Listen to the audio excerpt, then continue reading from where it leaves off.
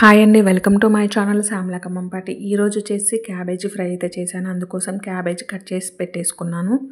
ఇప్పుడైతే ఈ క్యాబేజీని ఒక గిన్నెలోకి అయితే తీసేసుకుంటున్నాను.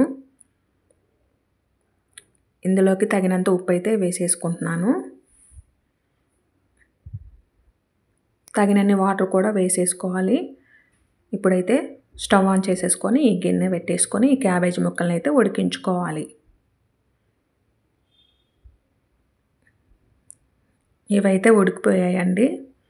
ఇప్పుడైతే ఇందులో వాటర్ అయితే తీసేసుకోవాలి. వాటర్ అనేవి లేకుండా వడకట్టుకోవాలండి. ఇదిగో ఈ విధంగా ఉడకాలి. ఇప్పుడైతే ఉల్లిపాయలు కట్ చేసుకున్నాను. స్టవ్ ఆన్ చేసేసుకొని కడాయి పెట్టేసుకొని ఇందులో తగినంత ఆయిల్ అయితే వేసేసుకుంటున్నాను. ఆయిల్ అయితే హీట్ అయిన తర్వాత పోపు దినుసులు అయితే వేసేసుకున్నాను. కట్ చేసి పెట్టుకున్న ఉల్లిపాయలు వేసి వేయించుకోవాలి. ఇవి వేగిన తర్వాత మనం ఉడికించుకున్న క్యాబేజీ ముక్కలను అయితే వేసేస్తున్నాను. వీటిని అయితే వేగనివ్వాలండి. కలిపేసుకుంటున్నాను. ఇందులోకి తగినంత పసుపు అయితే వేసేసుకుంటున్నాను. కలిపేసుకుంటున్నాను.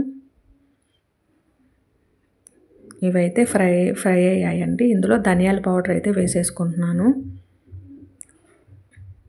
తగినంత కారం కూడా వేసేసుకుంటున్నాను.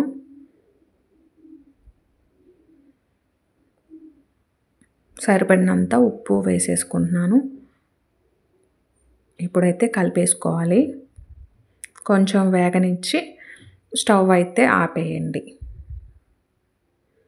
క్యాబేజీ ఫ్రై అయితే రెడీ అయిపోయిందండి.